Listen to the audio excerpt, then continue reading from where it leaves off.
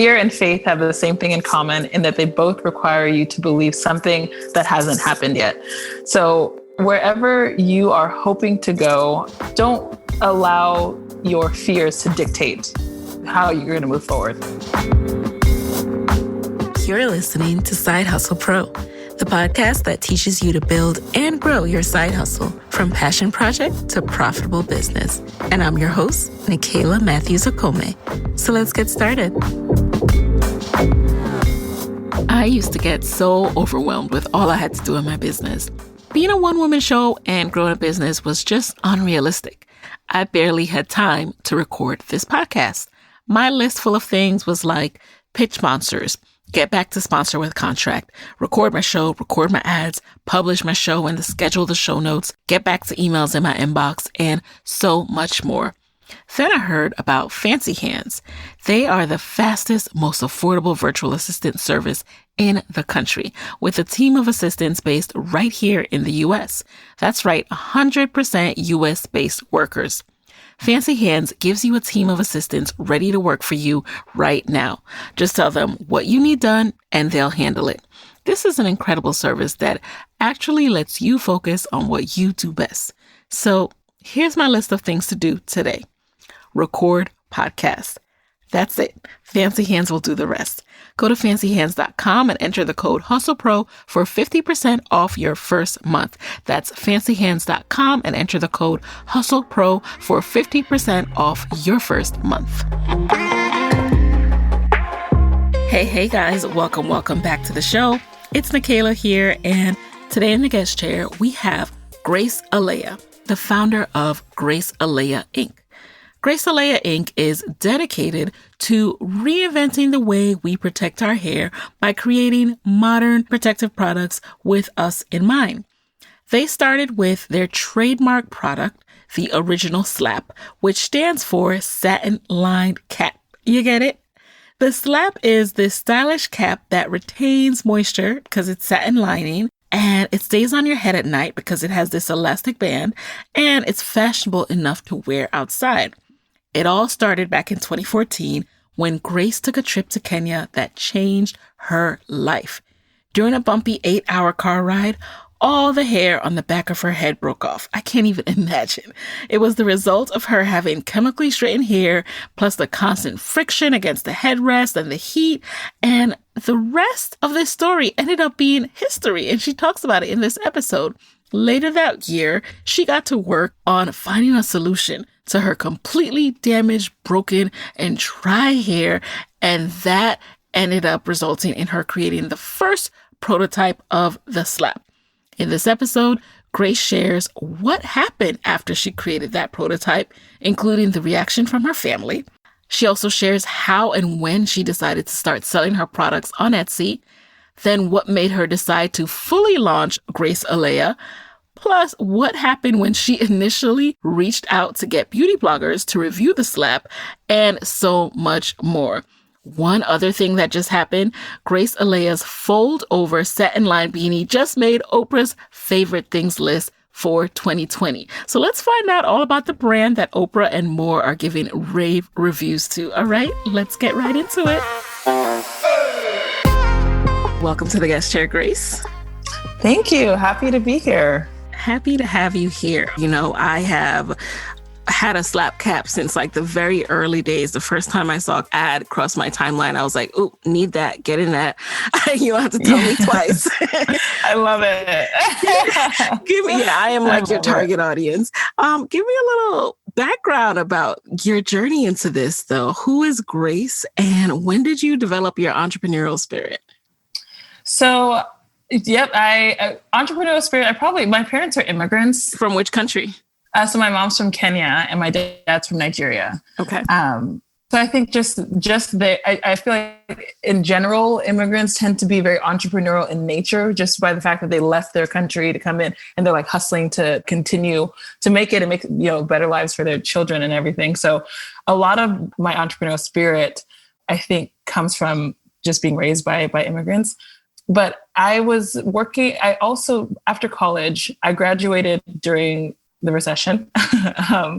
And I did have an opportunity to go one of two ways. So I could either go the corporate route, and I had an offer to go the corporate route, or I was working at a PR firm or a niche PR firm in Newport Beach that offered me a position as an executive assistant, as he was going to go and run a small, medium-sized business that was growing. And so the beginning of my career was basically in the trenches of small to medium-sized businesses. So I went from there to another small to medium-sized business that was a B2B software startup company where I was running their customer development program. And so I was able to kind of see business happen and growth and be in the room, especially as the executive assistant. I was in the room for a lot of these big meetings where even if it was just getting coffee or pushing next on the slide, I was in these rooms watching business happen from early in my career. And so I think that also really helped push me towards, being an entrepreneur myself. So I understand that this business kind of came about as you were on another career path. Can you tell us a little bit about where you were at the time when you came up with this idea and, what happened next? Yeah, so I had wanted to go to journalism grad school for a while, and I was actually working still in customer development for a B2B startup in Long Beach, California. And at the time, I was actually taking sewing night classes and different fashion design courses just at night at the local community college. And I got into Northwestern, and that's the journalism school I went to. I think the same month, I think it was both. I got the letter that I was accepted in February, and I got the idea, or I've created the first prototype for the slap in February of 2014. Both those things happened at the same time, but I had already been thinking about the idea for the slap for the last probably 6 months to a year or so before that time. Just kind of, I had gone on vacation to visit my mother's family in Kenya, and between having the chemically straightened hair, heat straightened hair, it being summer in Kenya, and then we went on a road trip that my head was just bumping up against a headrest for 12 hours round trip. All of that combined, I basically got about a 2-inch wide in diameter hole of breakage in the middle of my head. Right. Wow.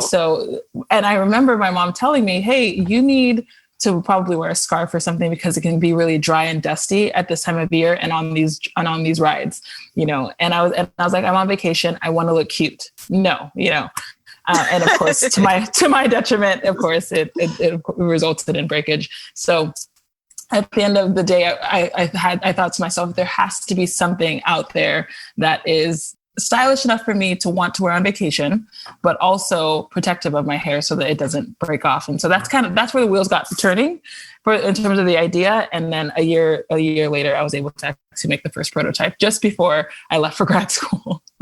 What's so interesting to me is that you were convinced, like, okay, I want to go to grad school. I'm applying to journalism school, but then you start these night classes, and it's like, what was your goal with the night classes? Like, were you planning to just kind of make the product and not sell it? Did you think that through, or were you just like, I just really want to figure out how to develop it?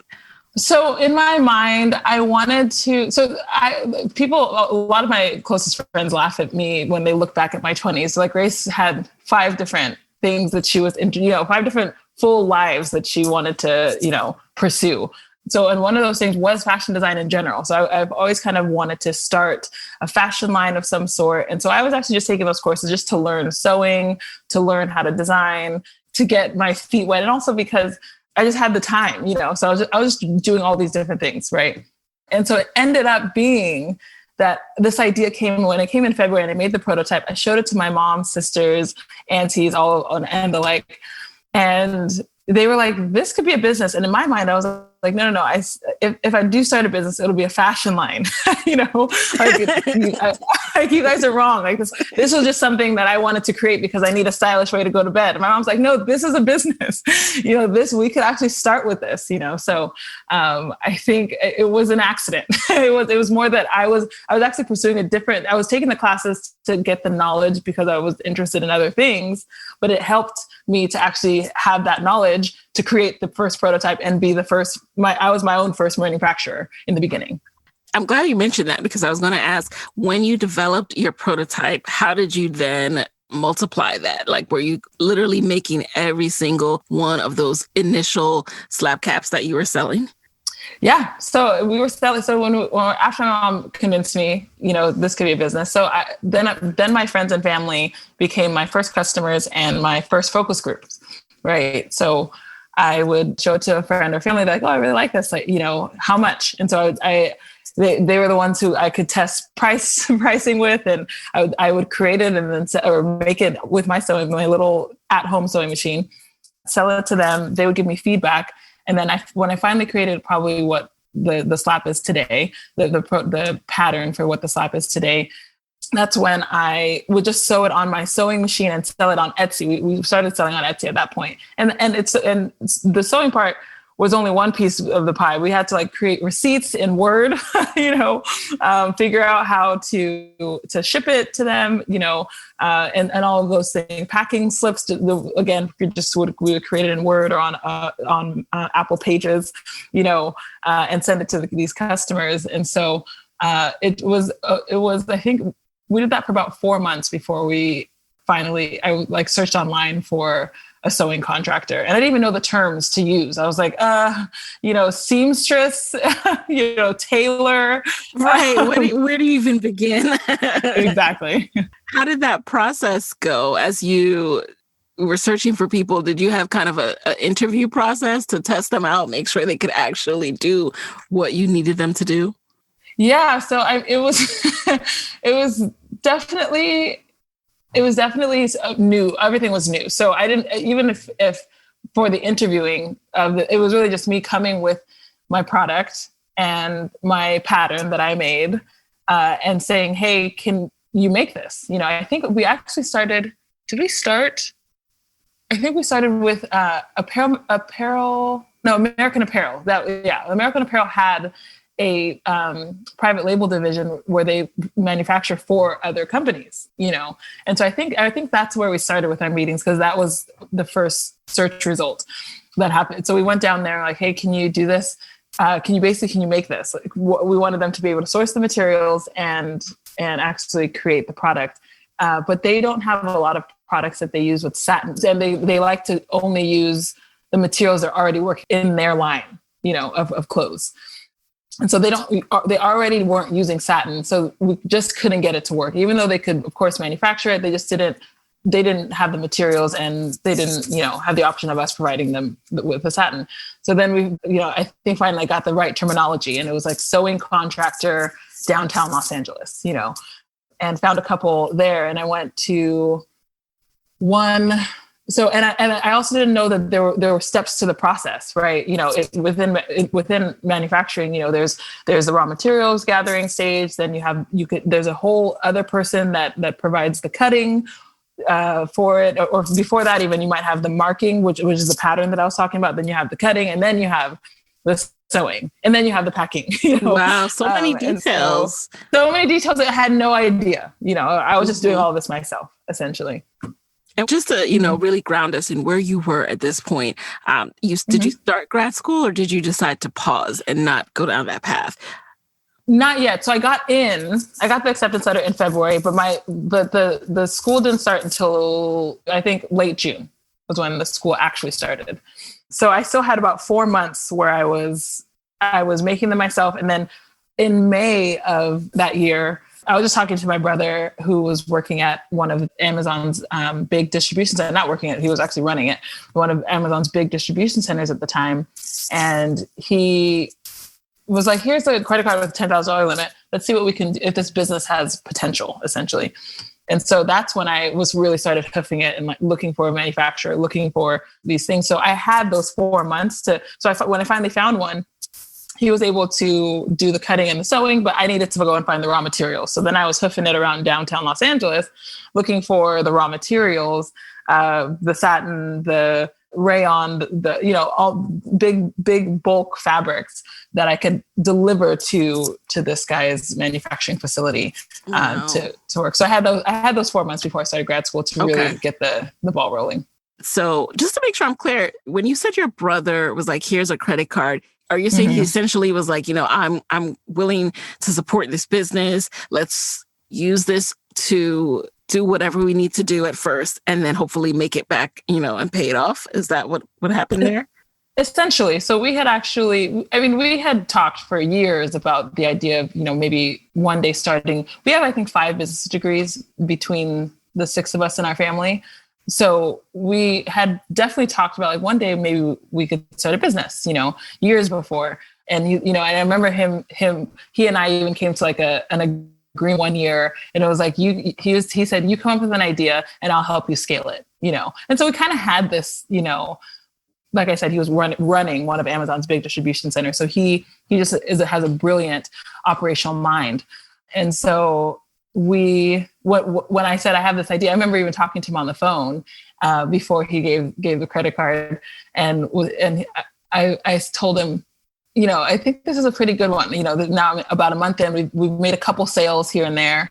I was like, I think this is a pretty good idea. I think I've got something. He's like, you think this is something? I said, yeah, I think I could sell like 100 of these a day. And he was like, you think you could sell 100 of these in a day? And like just and where did that projection come from? I love it.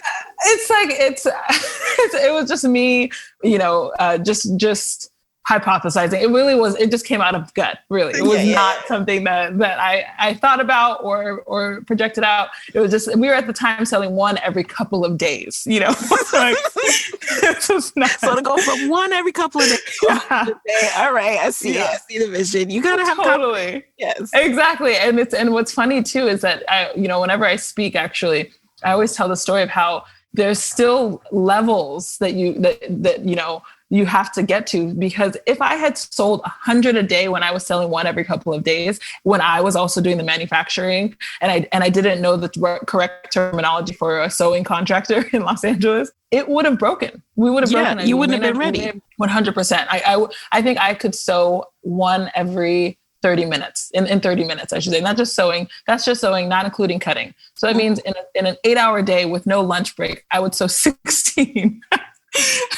So, and like to give you perspective, my sewing team of 2 right now can do like 120 in a day of 2. Nice. Right. Nice. So I was a slow sewer just to give like some perspective. And so if we had done 100 a day, at that time, it would have taken me weeks to catch up to the ordering, And that's so important to note. Mm-hmm. So you said to your brother, hey, I think I could do 100 a day.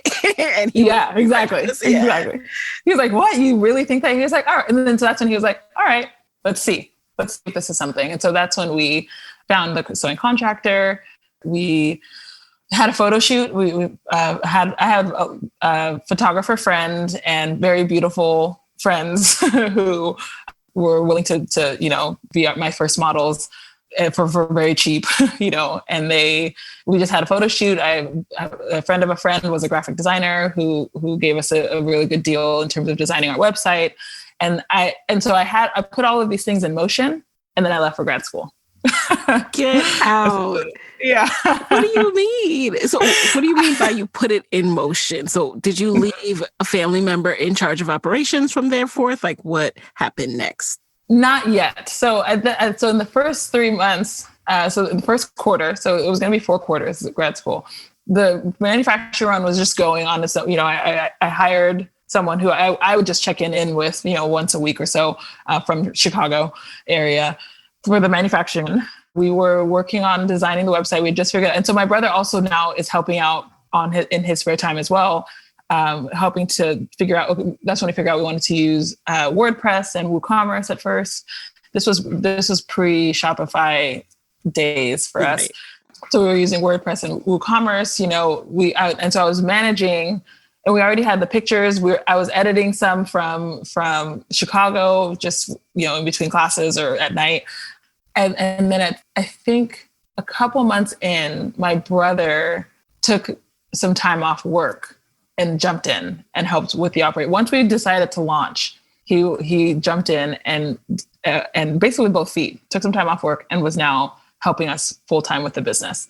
And so doing research, trying to figure out marketing tactics. So when I came home for the first the in-between break from the first quarter, that was September of 2014, that's when we decided to launch. So we had the website, the manufacturing run was now complete, and my brother was now in it to do it, right? So we launched by sending 100 influencers. And at the time, we just called them YouTubers with a high following. They were not known as influencers at the time.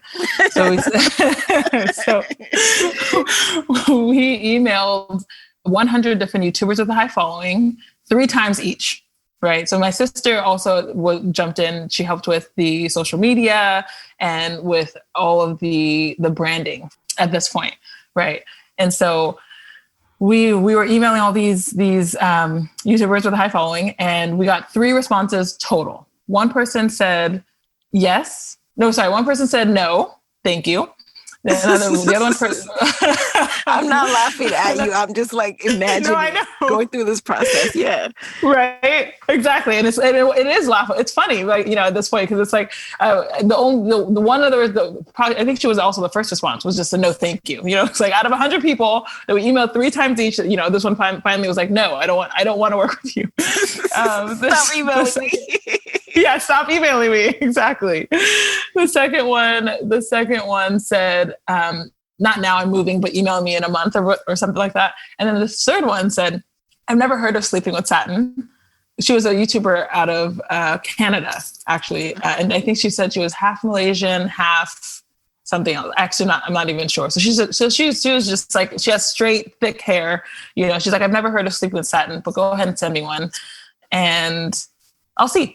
So we just sent her one and we went about our lives. We were rejoicing. We were still selling on Etsy, trying to drive traffic to our website somehow, working on SEO, working on different things to get people to come to our website. And we were selling maybe 1 a day, 2 a day, rejoicing at 5 in a day, and now I've flown back. My brother's helping with the shipping. My sister's also still in college. She's still an undergrad. And so she's doing what she can on the social media marketing side. My brother's like, okay, let's try doing a video. So then I would, in my apartment, I think that one's still circulating and I still am embarrassed. That might be the one I saw. It probably is. Tell us about There's this. one of me in my apartment, talking about like my hair loss, journey. And, and that was used to drive people to try to drive traffic to our website, our actual website, and so we were all working together, trying to get and at the same time, my mom, who's a CPA, an accountant, is doing all of the books for all of the sales and stuff. And so in mid-October, we have a day where we sell 25 in a day. And my brother's calling me like, what's going on? What is, where this 25 in a day, the next day it was 50, and then the next day it was even more than that. And we just did this little spike, until it came back down. And so he's going on the back end, he's in Google Analytics trying to figure out where all this traffic is coming from.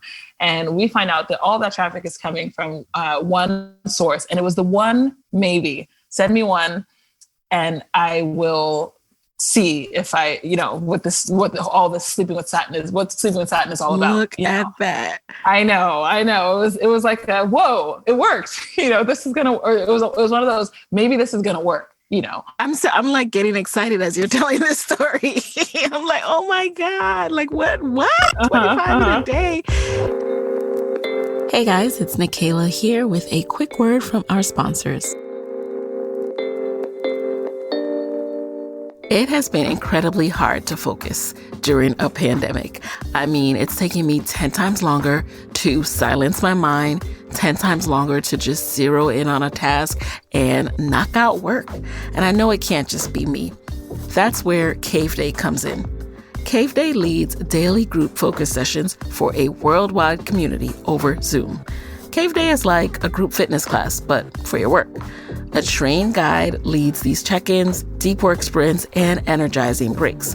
And Cave Day members report that they get an average of 2.5 times more done in the cave. And Side Hustle Pro listeners can try a free 3-hour cave with promo code SIDEHUSTLE, all caps you guys, at caveday.org. Now, unlimited membership to Cave Day is $39.99 a month, and 1-month gift cards are available this holiday season for all the side hustlers in your life. So check out the world's most focused community. And again, try a free 3-hour cave with promo code SIDEHUSTLE. Make sure to use all caps at caveday.org. this episode is sponsored by Skillshare. Skillshare is an online learning community with thousands of inspiring classes for creative and curious people. Explore new skills, deepen existing passions, and get lost in creativity. Skillshare offers creative classes designed for real life and all of the circumstances that come with it. These lessons can help you stay inspired and express yourself, not to mention keep your business organized and thriving until you're able to hire more help. And now, Skillshare is offering 2 weeks free for Side Hustle Pro listeners. I recently took a new Skillshare class called Storytelling for Leaders, How to Craft Stories That Matter, and I just found it really helpful as I think about how I want to improve my skills as a storyteller and enhance the stories I bring you on this podcast every week. What I love about Skillshare is that it offers membership with meaning. You can really get a lot of value from these classes. With so much to explore, real projects to create, and the support of fellow creatives, Skillshare empowers you to accomplish real growth. Explore your creativity at Skillshare.com/hustle. The first 1,000 people to use the Skillshare.com/hustle link will get a free trial of Skillshare Premium membership. So go ahead, and again, that's Skillshare.com/hustle. So you got 25 orders in a day. What did you guys do at that point to adjust to the new influx of demand? So my brother had already started doing the shipping, and I'm so grateful that he took the time that he jumped in like that. I think at this point he had now left his job. So before he had taken time off just before we launched, and then he decided to leave his job and jump in because he wanted to be able to research this whole e-commerce space, right? And so this was his first test subject, essentially, Grace Eleyae Inc. And so he was actually doing the shipping from out of his house in Northern California. And we had already sent I think he came down to pick up the inventory when I was home for the break. So he may not have been ready yet, but he quickly scaled to a capacity that would work, essentially. And so on top of that, it's not just the shipping part, it's also the inventory management part. We were researching, I think at the time we were using a program called Stitch, if I'm not mistaken, that plugged into the different stores to basically deduct inventory when a product is sold, and to basically send it to ShipStation, which is where we ship from, and sit out from there. So your brother was kind of like the first one to go from side hustle to full time with Grace Eleyae. Yep, 100%. And what about you? At what point did you realize, okay, this, like your mom and your family was saying, this is a real business, and this is going to require a full-time effort from me? So as soon as I graduated, I jumped right in. I was like, okay, there goes that job advice, or whatever, news publication I was interested in going to at that time. I jumped in full feet, and every break I was at home working. So I would fly back to California almost every break to work, essentially. And so by the time I graduated, I knew my brother was tired. So now I began to ship. We started shipping out of my parents' house. So he brought the rest of the inventory down. We had already had to do, I think, 2 more manufacturing runs at that point, because once we found Cloudy Apples was the influencer that did the first video for us. But once we found out that was a great marketing channel to get the word out, because, when we made the business plan initially, we knew that we didn't want to go direct to retail, like many of the business owners that I, admired, between like Damon John with FUBU or Sarah Blakely with Spanx, they all went to retail first. And so we knew that we couldn't do that because this product really required an education. And we just live in such a great time where you can now speak directly to the consumer. And that's why we went the YouTuber with a high following route first. And so that's what we ended up using throughout 2015 was just influencers. And my brother had it down to a science where we could predict based on subscribers, based on the average number of views that particular YouTuber received, and based on the type of video that they were publishing, we knew how much sales we were going to get, essentially. And so we scaled 10x year over year, 2014 to 2015, and then 2015 to 2016. And so we'd already done 2 manufacturing runs while I was in school. So on breaks and little weekends, I'm coming back home to check on things. My brother's coming down from Northern California to check on things. We're looking for new manufacturers, interviewing. We come in, we even were like trying to interview sewers, like coming into my parents' back room, like strangers that we met on Craigslist, just putting my family at risk. Coming into the back room. Yes. Like interviewing them. So then we finally launched, or I'd graduate. It was only 1-year program, luckily. I graduate in June and I come home and I didn't even go to my graduation. I came home and was done. And were you planning to do anything with the degree at that point, or was just like, I started, I'm going to finish, or were you actually learning things for later on when you want to pitch journalists? So I had planned. Yeah. It's funny because all of it was very divine. Just came together. I knew I wanted to do journalism, but I wasn't sure what that would look like. Even when I was in school, I knew it was probably more long form. I wanted to be able to tell the stories of different individuals around the world.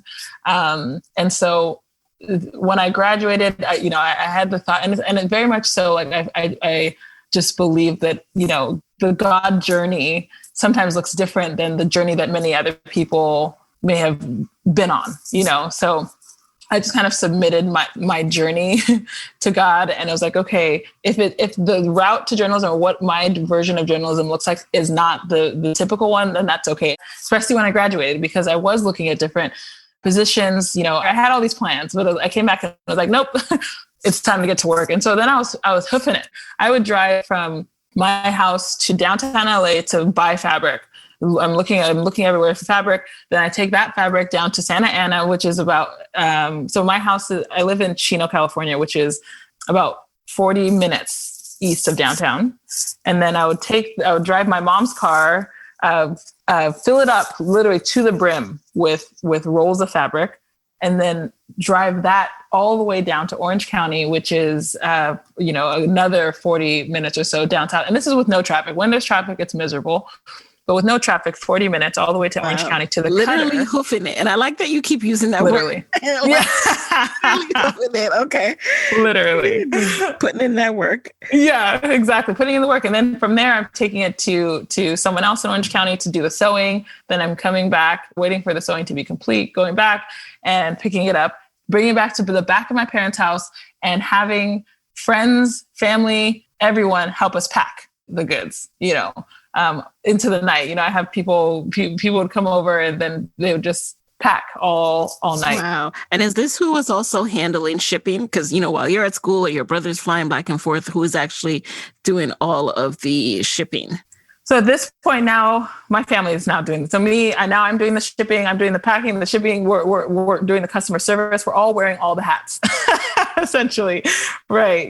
There's multiple times where I just thank God so much for my family. There's a saying that I heard and I live by now: you find your people, you find your destiny. I was just blessed to have my people and my family, because there's moments where I would read a customer service email, maybe where that was disparaging the slap, or just it's something that was, or they it took 5 days for me to get my order, and I'm reading these things, getting so discouraged, getting ready to close down shop. And my sister would be like, move, move, I'll take this one, and she immediately, she's like responding to, she sees me getting discouraged, move, I'll take this one. And I had friends who were also in grad school, just locally in California, who would come over to hang out, after class or whatever. And I'm like, oh, okay, I love the story you're telling me, but if you could do that while you're packing, talk to me while you're packing flaps, or while you're responding to customer service emails. That was kind of like how, we started. One thing that I find really interesting about what you said is you guys knew that your product needed an education. What do you mean by that? Yeah. So if we went straight to retail, let's say we went to Sally's or the local beauty supply store, which we tried to go to the local beauty supply store, actually. And he said it was too expensive. So people would wonder, why is this bonnet, so much more than this bonnet, essentially? Why is the slap price so higher than the $2 bonnet, right? And then at the same time, if we put it into a department store like a Nordstrom or a JCPenney, people would wonder why there's satin on the inside of their beanie, And so we knew that we're in this hybrid space of between function and fashion, and that people needed to understand what this really represented and what this was about. So we knew that we needed to partner with people who already had a platform to educate their platform and others on what this product is and, why it's so beneficial. And it's so important that you knew that because, like you said, like some others might go and, get the chance to go into retail and then be confused about why their product is not moving off the shelves. Yep. What about the financial side of all this? Now, you did mention that you guys scaled 10x year over year since, I believe it was 2014 since you launched. But what was the initial investment? Did it go beyond the $10,000 on that credit card? And then were you able to use some of your profit to pay actual salaries for those family members, or was it all being reinvested in the business? So it was both. So we did have small salaries for the family members, and any friends who did help, we did pay them. But most of the profit was going directly back into the business, paying for two things, our biggest expenses, which are inventory or marketing, whether it was getting advertising or at first it was influencer marketing, then became advertising. And then of course, inventory. Yeah, those are the two big expenses, but most of our profit went back into that. And then of course we would get, especially in the beginning, just high interest loans were really our only option for funding for growth. So profit really helps fund maintenance, but the rate that we were growing at did require extra funds, of course, to get more inventory and to increase our marketing budgets. And so we would just get these high interest, like quick payback loans, that you're high interest and you're paying it back within like six months, or less, in order to fund the growth. Yeah. And those were business loans or personal? Those were all business loans, but we basically were personally guaranteeing them. And do you know, like at this point, looking back, what that first year of investment looked like? I mean, between the loans, between the credit card, to get all of that inventory, like how much did that cost? Ooh, that's a good question. The first full year business, maybe like $50,000 or $60,000 for the first full year, I want to say. Okay. That was not like the reinvestment. That was actually, we needed outside sources. Level. Yeah. Mm-hmm. So how do you ensure that your business remains profitable? Because it's risky taking on things like high interest loans. How do you go about planning to make sure that you guys stay profitable? I think we didn't have an option to not be profitable in the beginning because we were bootstrapped, so we didn't have outside investors. So we just didn't have the option not to. So however, whether it's pricing strategies or increased sales or cost cutting, we didn't have the option to not be profitable in the beginning because we were growing so fast, but also because we didn't have the luxury of extra funding or extra, we didn't sell any of the equity, in order to have a pot that we were working with. And so we had to literally, it was a simple equation. Like revenue just needed to be more than expenses. Let's go. Yep. And you can hear in your voice just how hard you guys were going. And I'm curious to know, what were some of your marketing and advertising lessons? And I ask this because, that initial yes or maybe that you received from the YouTuber ended up being so helpful. But were there times where you invested in a channel or a person thinking, oh, this is going to have great returns, and then it wasn't? So what have you learned in how to really have a focused marketing strategy?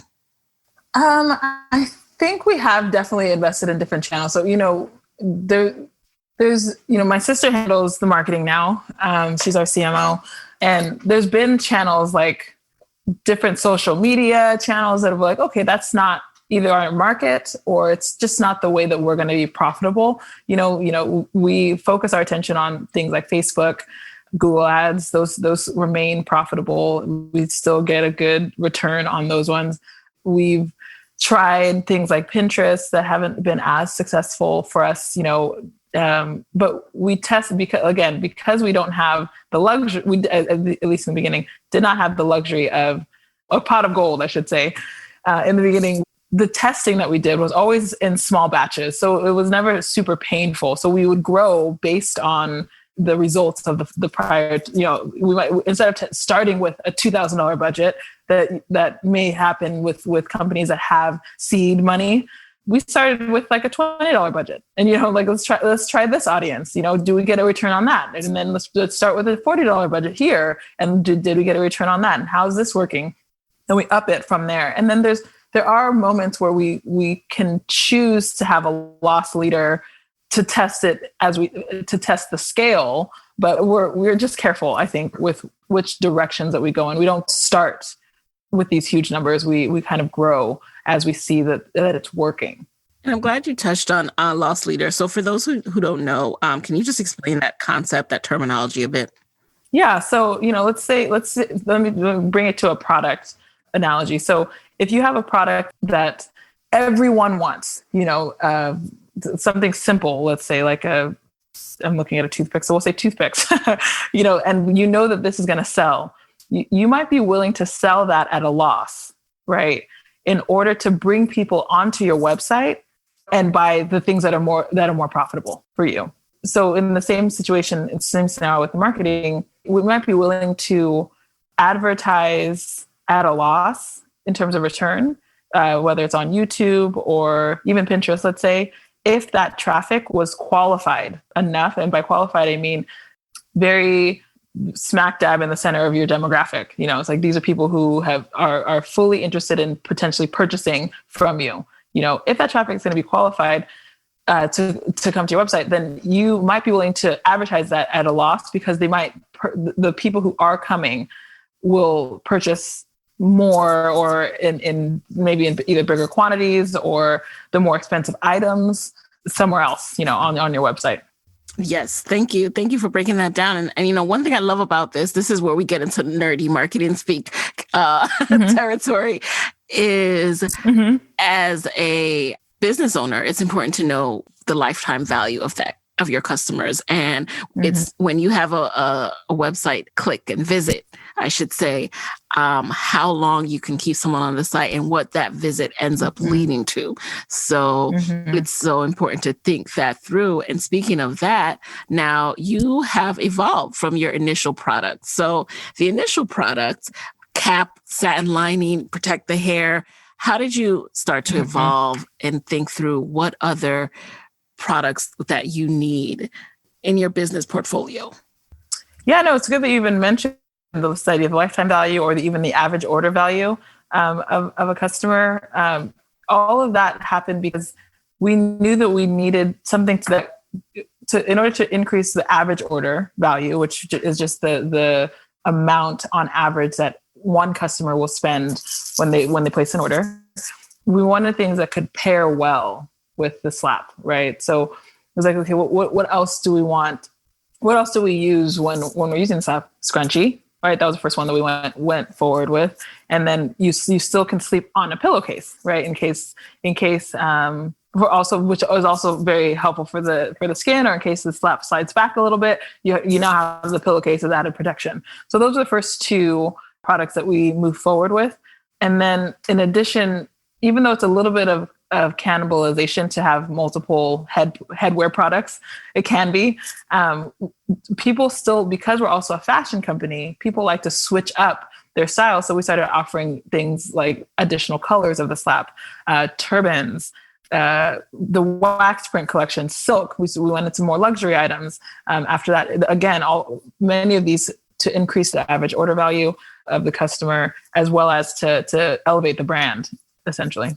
So Grace, I am curious to know what advice you have for other people who are listening who might be running a family business, and they are balancing the dynamics of maintaining and preserving family relationships while running a serious business, dealing with things like money and investments, long-term legacy building, all of that. Like, how do you manage those dynamics? Yeah, it definitely wasn't easy in the beginning.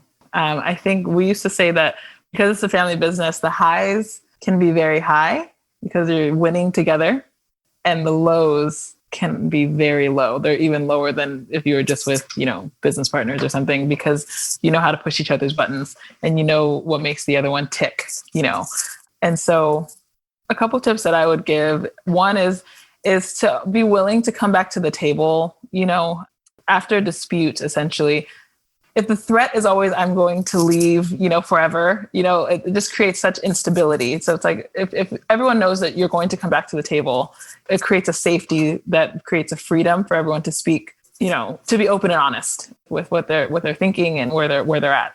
The other thing is, as quickly as possible, in the beginning, it's really hard to do this because you don't have any historical data, but as quickly as possible, start speaking in numbers, as I guess would be my advice. And what I mean by that is that when there's unsurety, instead of it being my opinion versus your opinion, it's no, what do the facts say? And it takes the emotion out of the argument or the disagreement. It's like, no, okay, but what did we sell? How did we, instead of saying, I think we need to actually purchase $10,000 worth of inventory. It's like, but why? Like, what is your reasoning behind that? And instead of this becoming a fight of, do we want to use that $10,000 for inventory or do we want to use it for marketing? It becomes, okay, if we do it this way, this is the scenario numbers wise, and then if we did it on the other side, if we spent it on marketing, this is the scenario. We'll run out of inventory. We now have a neutral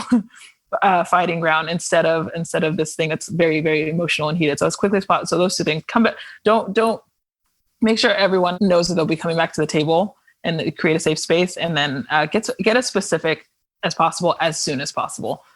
That right there, those are some of the greatest gems ever. Because, we all know that our gut can be very helpful a lot of times. And it's great when you're in that initial phase where you need momentum to push past your doubts and go for it. But then when you're ready, you need that business to be serious and to scale. You got to move past that gut. So I love, love, love that you said that. And, also about coming back to the table. That is so important with business partner, family or not, but definitely with family. Yeah, for sure. If looking back, if you had a chance to do everything all over again, from side hustling while you're going to journalism school to full-time now, what would you do differently? I think I would document the journey.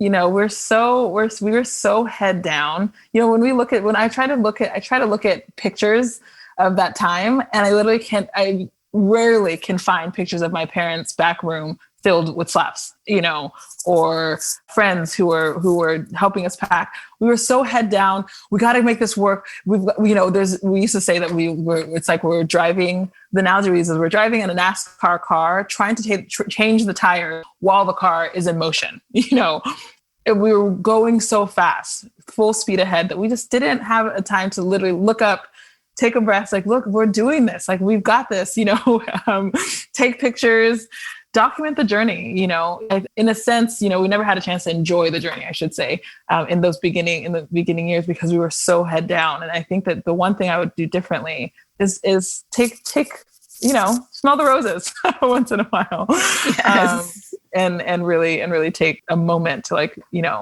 a few moments, I should say, to say, one day this is going to be something, the trajectory we're going on. Let's take some pictures. Yeah. I think I would. And you never know in the moment, oh, I'm going to need a picture of this. Oh, I want a picture of this. So that's so real. And I can relate to that as well. Like, oh man, I wish I had even just chronicled what it was like from 0 to X, because, people think you've always been winning and it was easy, but no, actually, nope.